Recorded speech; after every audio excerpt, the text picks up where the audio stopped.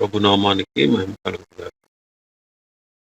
ఇప్పుడు వచ్చిన మీ అందరికీ ఆత్మీయ సహవాస సంఘ విశ్వాసులందరికీ మన ప్రభువును ప్రియరక్షకుడునైన యేసుక్రీస్తు వారి శ్రేష్టమైన నామమున శుభములు మరియు అందరికీ వందనాలు.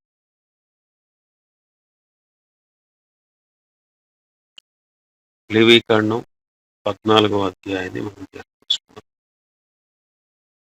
లేవీకాండం 14వ అధ్యాయం. ఈ 14వ అధ్యాయంలో కుష్టి రోగి శుద్ధీకరించబడుట,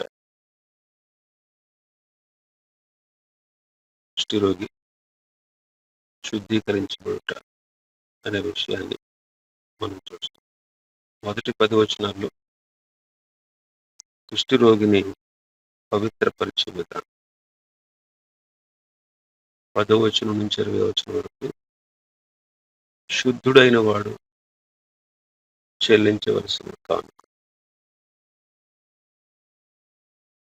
21 నుంచి 32 వరకు పేదవాడైన వాని యొక్క కానుక, 33వ వచనం నుంచి ఆఖరి వరకు ఇంటిలో ఉన్నటువంటి కుష్ఠపొడ, ఇంటిలో వచ్చేటువంటి కుష్ఠ. ఈ విషయాలు ఈ అధ్యాయంలో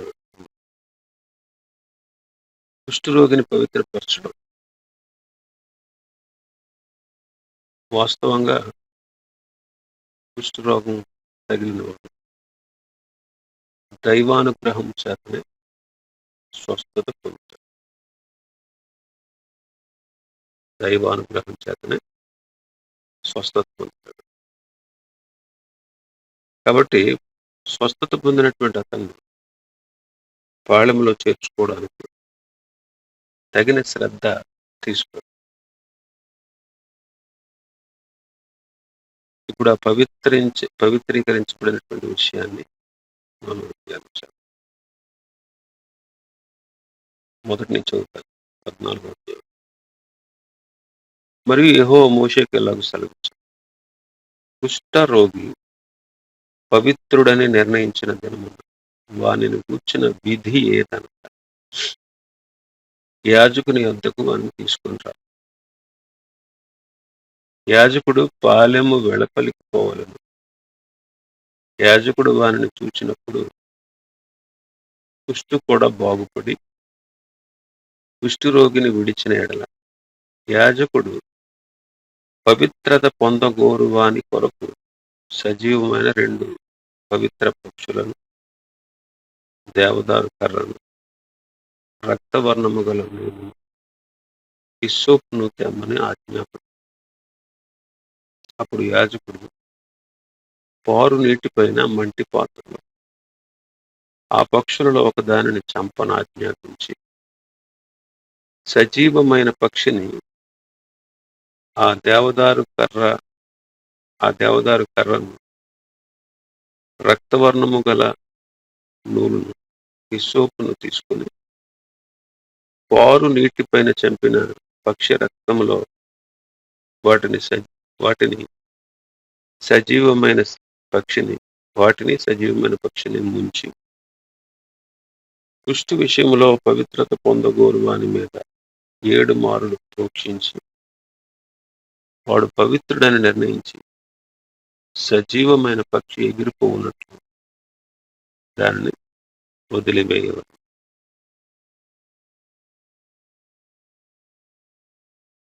ఇక్కడ కుష్ఠరోగి పవిత్రుడని నిర్ణయించే దినాన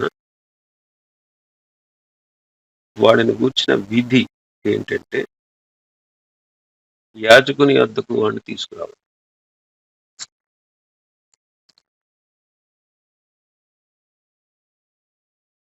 యాజకుడు పాలెం వెలుపలికి వెళ్ళాలి.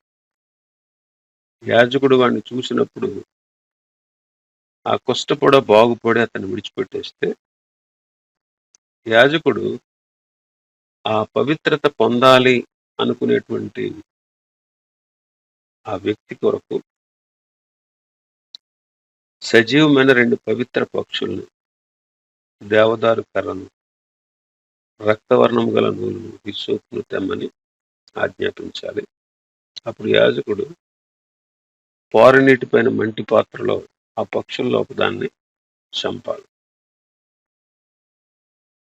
ఆ సజీవమైన పక్షిని, ఆ దేవదారు కర్రను, రక్తవర్ణం గల నూలును హిస్సోపును తీసుకుని ఆ పారు నీటిపైన చంపబడినటువంటి పక్షి రక్తంలో వాటిని ముంచి, కుష్ఠ విషయంలో పవిత్రత పొందగోని వారి మీద 7 మారులు ప్రోక్షించి, వాడు పవిత్రుడు అని నిర్ణయించి ఆ పక్షి ఎగిరిపోవునట్లు దాన్ని వదిలివేయాలి. ఇక్కడ కొన్ని సంగతులు మనం ధ్యానం చేసుకోవచ్చు. ఇక్కడ అపవిత్రుడు పవిత్రుడుగా నిర్ణయించబడిన దినమున 2వ వచనం యాజకుని వద్దకు తీసుకురావాలి. 3వ వచనం యాజకుడు పాళెము వెలుపలికి వెళ్ళాలి. పాళెము వెలుపలికి వెళ్ళాలి. అపవిత్రుడు అపవిత్రమైన స్థలములో వెలుపట ఉన్నాడు కాబట్టి యాజకుడు వాని వద్దకు వెళ్ళాలి. వాడి దగ్గరికి వెళ్ళి వాడిని పవిత్రీకరించాలి.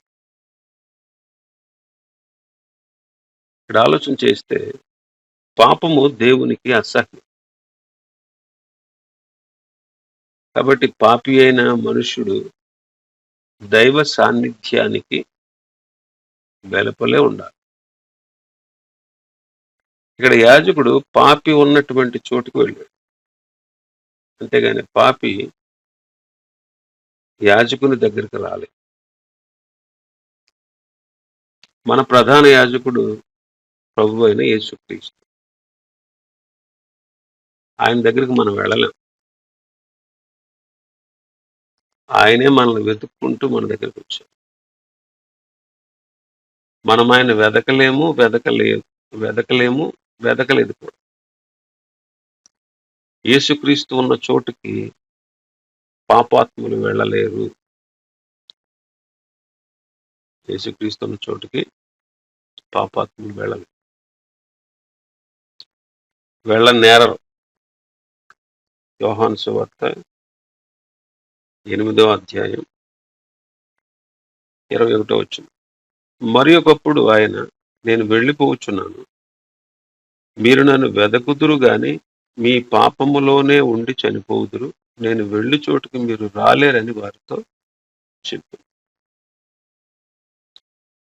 పాపాత్ములైన యూదులతో చెప్తున్నాడు ఆయన, నేను వెళ్ళిపోతున్నాను, మీరు నన్ను వెతుకుతారు కానీ మీరు మీ పాపంలో ఉండి చనిపోతారు, కాబట్టి నేను వెళ్ళే చోటుకి మీరు రాలేరు. అందుకే ఆయన వెళ్ళే చోటికి పాపాత్ములైనటువంటి మనం వెళ్ళలేమని మనుష్య కుమారుడు మనల్ని వెతుక్కుంటూ ఈ లోకానికి వచ్చాడు. ఈ కుష్ఠ రోగం మన పాప రోగానికి సాదృశ్యంగా ఉంది అనే విషయాన్ని గత దినం మనం ధ్యానం చేసుకున్నాం. కాబట్టి మనుష్య కుమారుడుగా పాప కుష్ఠ రోగం కలిగినటువంటి మనల్ని వెదకి రక్షించుటకు యాజకుడుగాను, ప్రధాన యాజకుడుగాను, రక్షకుడుగాను పరలోకాన్ని విడిచి ఈ భూలోకానికి దిగి వచ్చి మనల్ని వెతుకుతూ రక్షించడానికి ఈ లోకానికి వచ్చాడు.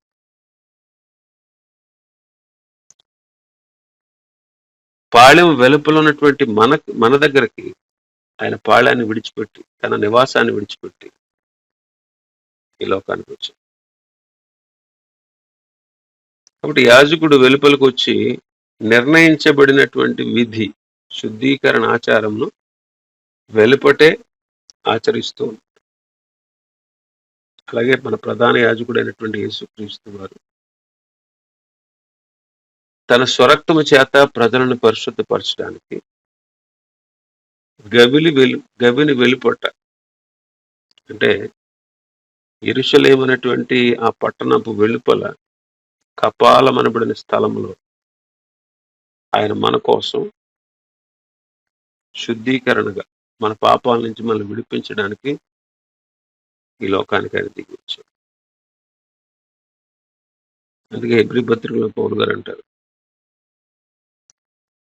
యేసు కూడా తన స్వరక్తము చేత ప్రజలను పరిశుద్ధపరుచుటకై గవిని వెలుపల శ్రమ నొందెను అంటారు. గవిని వెలుపల శ్రమ నొందెను. కాబట్టి యాజకుడు పట్టణం వెలుపలకి, పాళెం వెలుపలకి వెళ్ళాలి. యాజకుడు లేకపోతే పని జరగదు. కుష్ఠరోగి తనంతట తానే పవిత్రుడుగా నిర్ణయించుకోలేడు. యాజకుడు తప్పక రావాలి. ఈనాడు మనకు కూడా యాజకుడు అవసరం. అయితే మన కొరకు నియమించబడిన యాజకుడు మనుషుల చేత నియమించబడిన వాడు కాడు. అలాంటి వారు చాలా మంది ఈ లోకంలో కనబడతారు. వాళ్ళందరూ మనకు తగిన యాజకులు కాదు. వారి మూలంగా మనము పవిత్రత పొందలేము.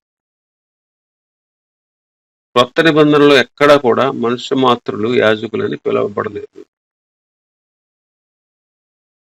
పరిశుద్ధ గ్రంథాన్ని నుంచి మనం పరిశీలించి చదివితే మనకు అర్థమవుతుంది. పరిశుద్ధ గ్రంథంలో ఏముంది? పెద్దలని ఉంది.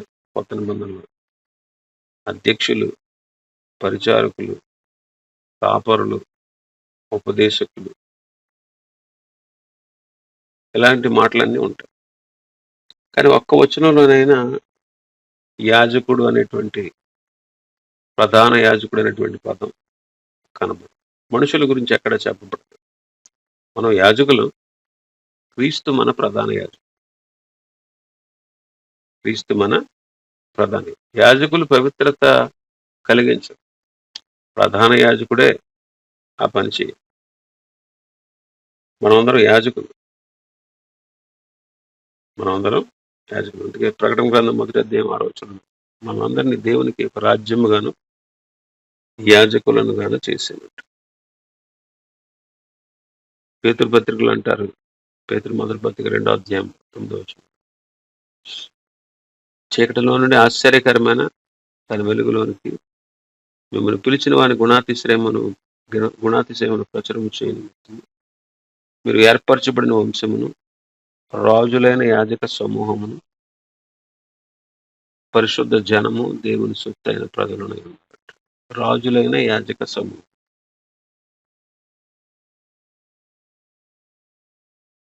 కాబట్టి క్రైస్తవుల్లో పలానా వాడు అభిషేకం పొందాడు, అందుచేతే వాడు పలానా వస్త్రధారణ వేసుకున్నాడు, ఆ తెగకు సంబంధించిన వాడే అని ఎక్కడ లేదు.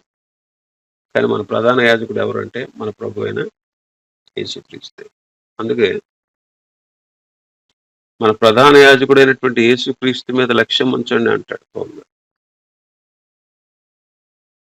హెబ్రీ పత్రిక 3వ అధ్యాయం 1వ వచనం, ఇందువలన పరలోక సంబంధమైన పిలుపులో పాలు పొందిన పరిశుద్ధ సహోదరులారా, మనము ఒప్పుకొనిన దానికి అపోస్తలుడును ప్రధాన యాజకుడునైన యేసు మీద లక్ష్యం ఉంచుడు.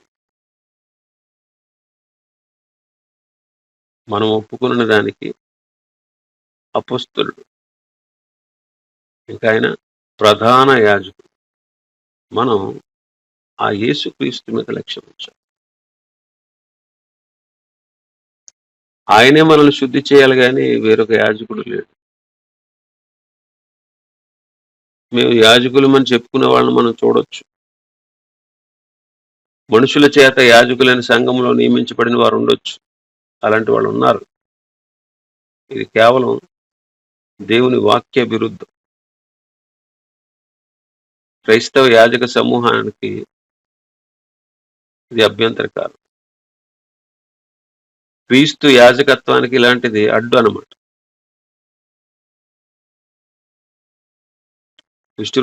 కుష్ఠరోగికి యాజకుడు అవసరమే. పాపాత్ములైనటువంటి మనకు కూడా యాజకుడు మరింత అవసరం. ఆ యాజకుడు ప్రభువైన యేసుక్రీస్తు తప్ప ఇంకెవ్వరూ కాదు. ఎవరు కాకూడదు. అందుకే ఇంతకుముందు పాప పరిహార పత్రాలు అమ్మేవారు. మార్టిన్ లూథర్ గారు అనే పితామహుడు ఆయన ఈ వాక్యాన్ని వెలుగులోకి తీసుకొచ్చేంత వరకు యేసుక్రీస్తు ప్రభు రక్తమే మన ప్రతి పాపము నుండి కడిగి పవిత్రులుగా చేస్తది అనే సత్యం లోకానికి అర్థం కాదు. అప్పటి వరకు పోపులే, మేమే అధికారులు, మేమే పాప పరిహార పత్రాలు అమ్మడానికి సమర్థులు, మేమే మానవుల పాపాలని దేవుని సన్నిధిలో చెప్పి పరిహరించగలం అని ప్రజలను తప్పుద్రోవ పట్టించారు. కాబట్టి మన ప్రధాన యాజకుడు ప్రభువైన యేసుక్రీస్తే ఆయన మీద మనం లక్ష్యం ఉంచాం. ఆయన మీద లక్ష్యం ఉంచాం. ఆయనే మన పాపములకు శుద్ధీకరణ చేశాడు. ఆయన హెబ్రీ పత్రిక 1వ అధ్యాయం 4వ వచనం చూస్తే ఆయన దేవుని మహిమ యొక్క తేజస్సును ఆయన తత్వం యొక్క మూర్తిమంతమునై ఉండి తన మహత్తు గల మాట చేత సమస్తము నిర్వహించుచు పాపముల విషయంలో శుద్ధీకరణము తానే చేసి దేవదూతల కంటే ఎంత శ్రేష్టమైన నామం పొందినో వారికంటే అంత శ్రేష్ఠుడే ఉన్నత లోకమందు మహామహుడకు దేవుని కుడిపార్శ్వమున కూర్చుంది.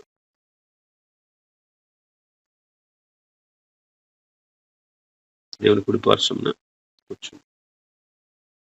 యేసుక్రీస్తు ఒక్కరే మన పాపం విషయమై శుద్ధీకరణ చేశారు. ఏ మనుష్యుడు మన కొరకు ఇలాంటి కార్యాన్ని చేయలేదు. ఎందుకంటే యేసుక్రీస్తే ప్రధాన యాజకుడుగా వచ్చి మేకల యొక్కయు గొర్రెల యొక్కయు రక్తం మనల్ని శుద్ధి చేయలేనటువంటి స్థితిలో ఉన్నది. తన స్వరక్తముతో ఒక్కసారే పరిశుద్ధ స్థలంలో ప్రవేశించారు.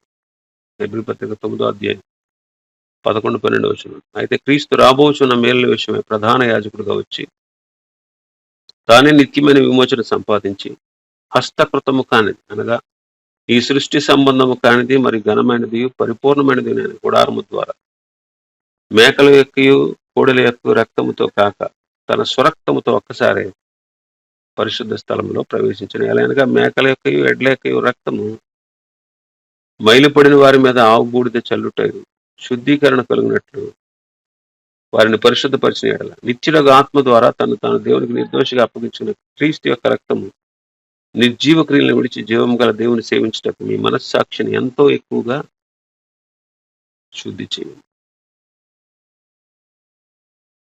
కాబట్టి యేసుక్రీస్తు ప్రభు కాకుండా ఏ మనుష్యుడు కూడా మన కొరకు సేవ చేయలేడు, చేయజాలడు, మన పాపాలను పరిహరించలేడు. కాబట్టి యేసుక్రీస్తు యాజకత్వాన్నే గాని వేరొక యాజకత్వాన్ని మనం ఎప్పుడు మన జీవితాల్లో ఒప్పుకోకూడదు. ఇంకా ఇక్కడ మనం చూస్తే పవిత్రత పొందగోరువాడు ఒక 5 వస్తువులు తేవాలి. 2 పక్షులు, 2 పక్షులు, పవిత్ర పక్షులు, దేవదారు కర్ర, రక్తవర్ణము గల నూలు, హిస్సోపు, ఈ 5 వస్తువులు తేవాలి. దేవదారు కర్ర, హిస్సోపు, దేవదారు కర్రకి హిస్సోపు అనేటువంటి ఆ మొక్కను కట్టి కుంచెగా చేస్తారు. ఆ కట్టడానికి రక్తవర్ణపు నూలు దారం కావాలి. ఆ కర్ర మీద హిస్సోపును కడతారు. హిస్సోపు అనేది గోడలో మొలిచేటువంటి ఒక మొక్క. రాజుల మొదటి గ్రంథం 4వ అధ్యాయం 33వ వచనం. మరియు లెబానోనులో ఉండు దేవదారు వృక్షమునే గాని గోడలో నుండి మొలుచు హిస్సోపు మొక్కనే గాని చెట్లన్నిటిని గూర్చి అతడు రాశాడు. గోడలో నుంచి మొలుచు హిస్సోపు మొక్క. హిస్సోపు అనేది గోడలో నుండి మొలిచేటువంటి ఒక మొక్క.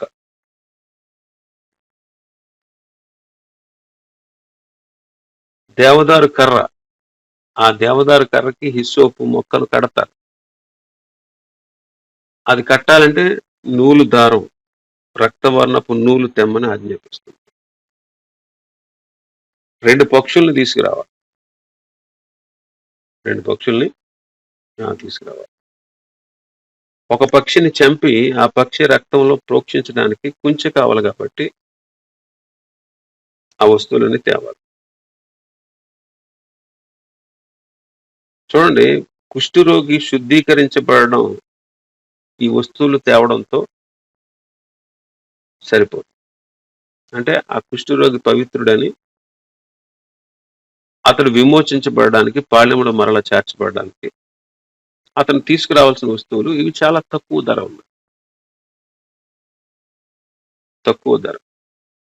అయితే పాప కుష్ఠ రోగం మనకు అంటి ఉంది కాబట్టి దాని విమోచన క్రయధనం చాలా గొప్పది. ఈ 5 వస్తువులు కొద్ది ఖరీదు మాత్రం ఉంటాయి. కానీ మన విమోచన క్రయధనం యేసుక్రీస్తు యొక్క ప్రాణం. యేసుక్రీస్తు యొక్క ప్రాణం.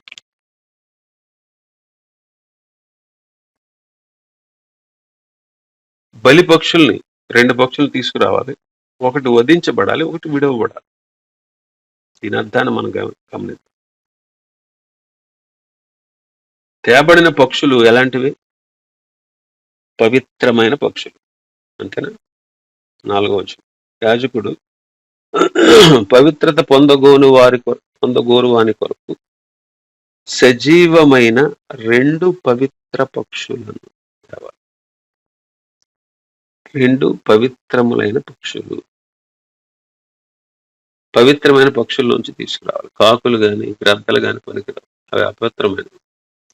అవి బలికి అర్హమైనవి కాదు. పాత నిబంధనలో ప్రతి బలి కూడా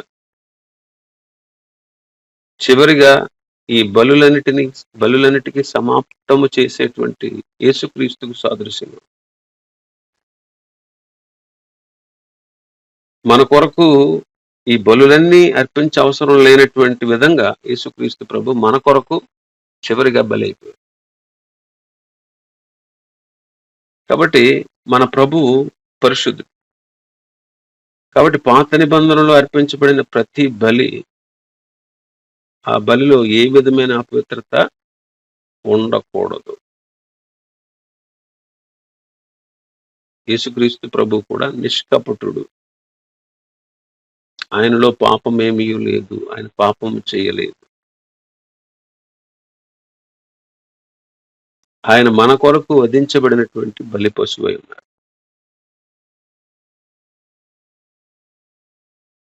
పాత నిబంధన భక్తులను మనం చూస్తే మోషే గాని, దావీదు గాని, ఇంకా చాలా మంది భక్తులు, ఇతర ప్రవక్తలు గాని, వారందరూ పాపాత్ములే. కాబట్టి వారికి పవిత్రత అనే పదం వారికి సరిపోదు. యేసుక్రీస్తు మాత్రమే అన్నిటిలోనూ సరిపోయిన. కాబట్టి ప్రతి బలి కూడా పవిత్రమైన పక్షులతో, పవిత్రమైన జంతువులతోనే అర్పించబడాలి. మన ప్రభువు పరిశుద్ధతలో ఆయన మహానీయుడు.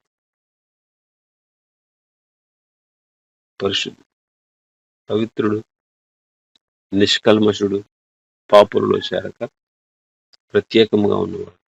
ఆకాశ మండలము కంటే మిక్కిలి హెచ్చైన వాడును నైనా ఇట్టి ప్రధాన యాజకుడు మనకు సరిపోయినవాడు. పవిత్రుడైన, నిర్దోషి, నిష్కల్మషుడు, పాపులలో చేరక ప్రత్యేకంగా ఉన్నవాడు. ఆకాశ మండలము కంటే మిక్కిలి హెచ్చైన వాడు యేసుక్రీస్తు ప్రభు మాత్రమే పవిత్రుడు. ఆయనే మన పాప రోగాన్ని తీసివేయగల సమర్థుడు. ఆనాడు కుష్ఠరోగి పవిత్రత పొందడానికి పవిత్ర పక్షుల్లో 2 తీసుకురావాలి. అందులో ఒక పక్షి చంపబడాలి. చంపబడినప్పుడు రక్తం చిందించబడదు. అంటే రక్తము లేకుండా ఒక బీద కుష్ఠరోగి శుద్ధుడని నిర్ణయించలేము. ఒక మంచి పక్షి, పవిత్రమైన పక్షి చనిపోతేనే తప్ప వాడు పాలెంలోనికి చేరలేడు. రోగము గలవాని కొరకు నిర్దిష్టమైన ఆ పక్షి చంపబడితేనే గాని వాడికి పవిత్రత రాదు. ఇందులో సువార్తం, ఇందులో సిలువ కనపడుతుంది. సిలువ క్రొత్తదని మనం ఎప్పుడు భావించుకోం. పాత నిబంధనలోనే చిన్న చిన్న ఆచారాలతో రక్తం చిందించబడుతూ ఉంటే, రక్తం చిందించకుండా మానవుడికి విమోచన లేదు, రక్తం చిందించకుండా పాపక్షమాపణ కలుగుదని పూర్వం నుంచే ఈ సువార్త పాఠం మనకు నేర్పుతూ వస్తాం. ఒక వ్యక్తి, అపవిత్రుడైనటువంటి వ్యక్తి పాళెంలోనికి అతను తేవడానికి పక్షి చంపబడాలి. మనం కూడా దేవుని దగ్గరికి రావడానికి, దేవుని వద్దకు రావడానికి అనీతిమంతులైనటువంటి మన కొరకు, మనల్ని దేవుని దగ్గరికి తేవడానికి అనీతిమంతులైనటువంటి మన కొరకు నీతిమంతుడైనటువంటి క్రీస్తు శరీర విషయంలో చంపబడ్డాడు. అందుకే పేతురు మొదటి పత్రిక 3వ అధ్యాయం 18వ వచనంలో మనం చూస్తే, ఏలయనగా మనలను దేవుని వద్దకు తెచ్చుటకు అనీతిమంతుల కొరకు నీతిమంతుడైన క్రీస్తు శరీర విషయంలో చంపబడి, ఆత్మ విషయంలో బ్రతికింపబడి, పాపముల విషయంలో ఒక్కసారే శ్రమపడి, మనల్ని దేవుని వద్దకు తెచ్చుటకు అనీతిమంతులైనటువంటి మన కొరకు నీతిమంతుడైనటువంటి క్రీస్తు శరీర విషయంలో చంపబడి, ఆత్మ విషయంలో బ్రతికింపబడి, పాపముల విషయమై శ్రమపరచబడి. ఈ చిన్న దానిలో, ఈ చిన్న బలిలో మనం యేసుక్రీస్తు ప్రభు యొక్క బలిని మనం చూస్తాం. ఇంకా ఆ పక్షి మంటి పాత్రలో చంపబడాలి. 5వ వచనం, అప్పుడు యాజకుడు పారునీటి పైన మంటి పాత్రలో ఆ పక్షుల్లో ఒకదానిని చంపనాజ్ఞాపించి. యాజకుడు మంటి పాత్రలో దాని రక్తాన్ని ఉంచాడు. మంటి పాత్రలో ఉంచి దాన్ని చంపాలి.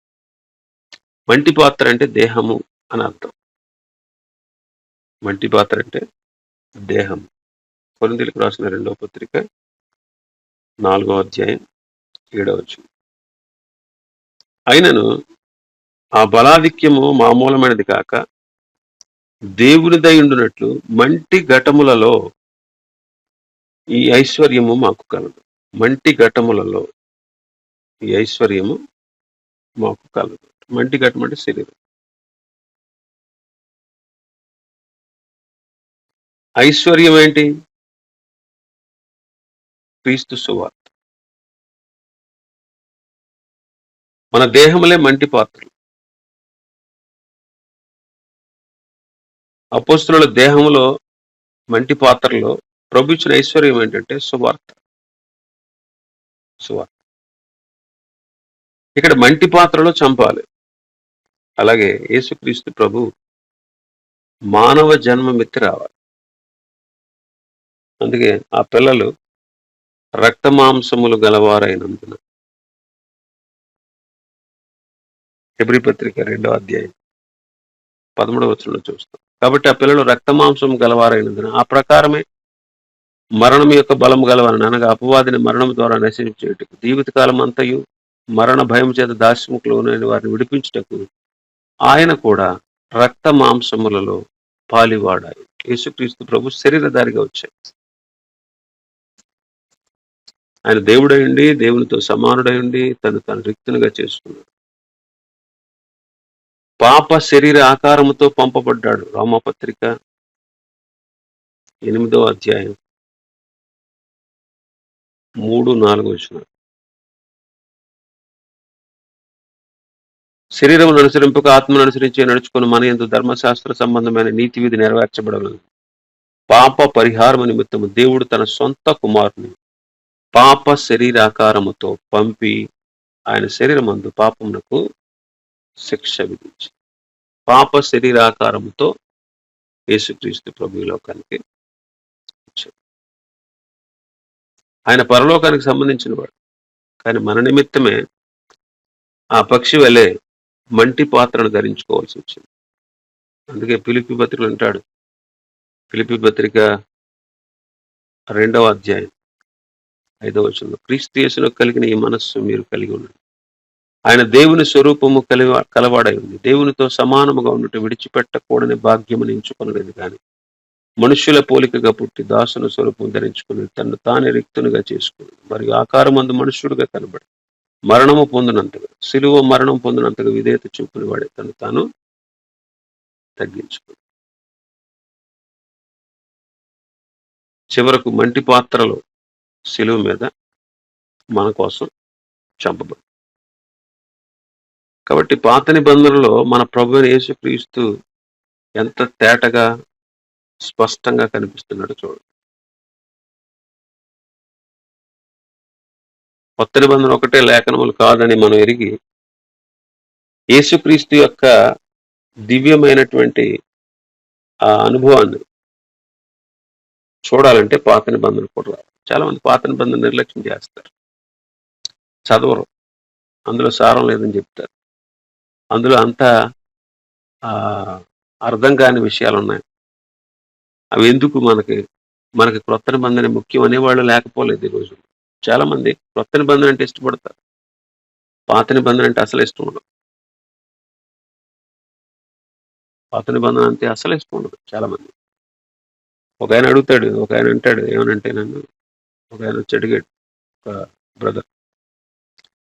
బ్రదర్ మీరు ఆదివారం పాత నిబంధనలో ఉండే కీర్తనల గురించి చెప్తారు,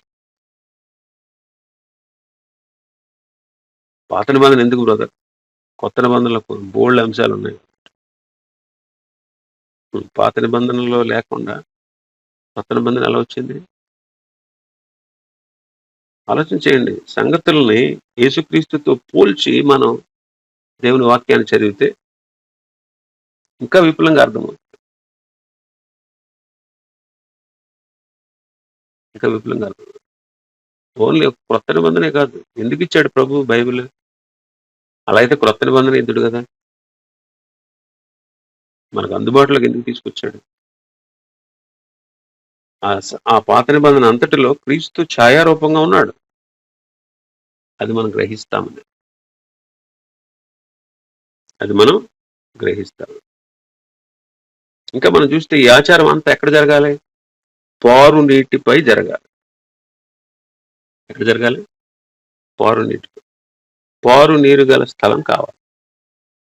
పారు నీటిపై పక్షిని చంపి పాత్రలో రక్తాన్ని ఉంచాలి. పారు నీరు అనే అర్థాన్ని మనం గమనించాలి. గుంటలో నీరు పనికిరాదు. గుంటలో నీటికి పారు నీటికి తేడా ఉంటుంది. గుంటలో నీరు అందులో దోషము, రోగం ఉంటుంది. పారు నీరు శుభ్రం గల, జీవం గల. కొత్త నిబంధనలో పారు నీరు అనేటువంటిది పరిశుద్ధాత్మకు సూచన. పరిశుద్ధాత్మకు సూచన. 7వ అధ్యాయం యోహాను సువార్త 7వ అధ్యాయం 37వ వచనం నుంచి మనం చూస్తే, ఆ పండుగల్లో మహాదినం అనే అంత్యదినమున యేసు నిలిచి, ఎవడైనా దప్పికొని ఎడల నా యొద్దకు వచ్చి దప్పి తీర్చుకొనవలెను. నా యందు విశ్వాసం ఉంచి వాడెవడో లేఖనము చెప్పినట్లు వాని కడుపులో నుండి జీవజల నదులు పారునని బిగ్గరగా చెప్పింది. తన యందు విశ్వాసం ఉంచి వారు పొందబో ఆత్మను గూర్చి ఆయన ఈ మాట చెప్పింది. పరిశుద్ధాత్మను గురించి చెప్పబడిన మాట. వారి కడుపులో నుండి జీవజల నదులు పారుతాయి. ఈ మాట ఎందుకు చెప్పాడంటే ఆయన వారు పొందబోవు ఆత్మ విషయమే చెప్పారు. కాబట్టి పారు నీరు పరిశుద్ధాత్మకు సూచన.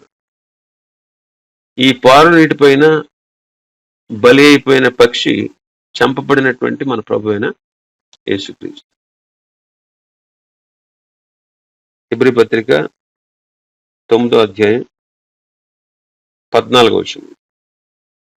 హెబ్రీ పత్రిక 9:14. నిత్యుడగు ఆత్మ ద్వారా తన్ను తాను తన్ను తాను దేవునికి నిర్దోషినిగా అప్పగించుకున్న క్రీస్తు యొక్క రక్తము అంటాడు. నిత్యుడగు ఆత్మ ద్వారా,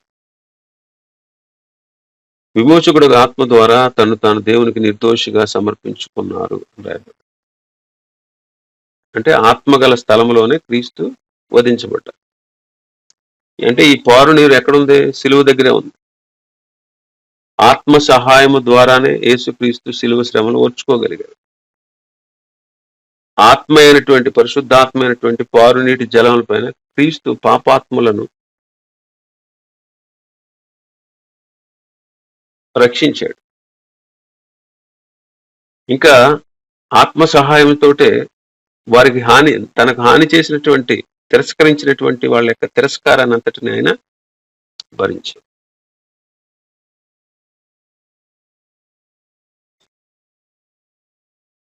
పారు నీటిపై పక్షిని చంపాలి అనే దానికి అర్థం ఇది. కాబట్టి యేసుక్రీస్తు ఈ శరీరధారిగా అవతరించి పవిత్రుడై మన కొరకు చంపబడ్డాడు. నిత్యుడగు ఆత్మ సహాయ మూలముగా ఆయన చనిపోయాడు.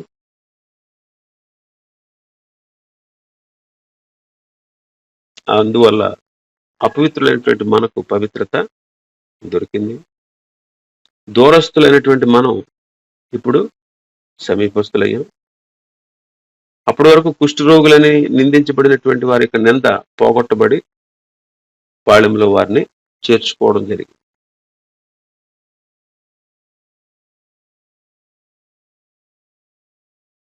యేసుక్రీస్తు ఆత్మ ద్వారా, నిత్యుడగా ఆత్మ ద్వారా మాత్రమే ఆయన వీటన్నిటిని భరించాడు. మళ్ళీ తిరిగి సమాధి చేయబడి, మరణించి సమాధి చేయబడి తిరిగి లేచాడు.